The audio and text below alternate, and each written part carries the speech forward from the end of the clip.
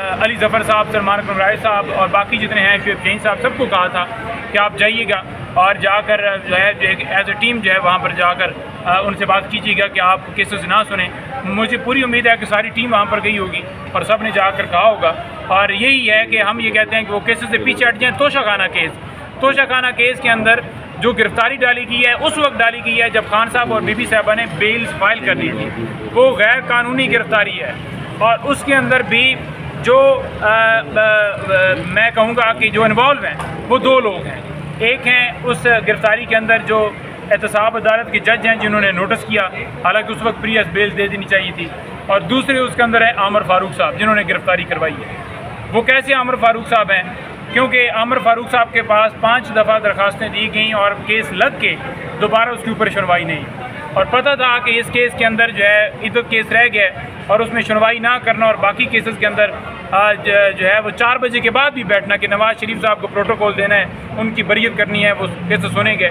तो इसलिए खान साहब को और बीबी साहब को जानबूझकर गिरफ्तार किया गया, एक प्लानिंग के तहत किया गया। ये इलीगल गिरफ्तारी है, कोई भी गिरफ्तारी लीगल नहीं है। और उनको उस गिरफ्तारी को चैलेंज किया था और रिहाई का हुक्म दिया था। अब अदालतों के ऊपर मुनसर है जब दरख्वास्त आए तो वो क्या फैसला करते हैं। पॉलीग्राफिक, हाँ देखें, पॉलीग्राफिक टेस्टों की बात हो रही है तो हम ये कहते हैं कि नवाज़ शरीफ, शहबाज शरीफ, मरियम, ख्वाजा आसफ और इसाक डार, ये सारे जितने इनके हैं, जरदारी, इन सब के पॉलीग्राफिक टेस्ट जो है ना वो लिए जाएँ।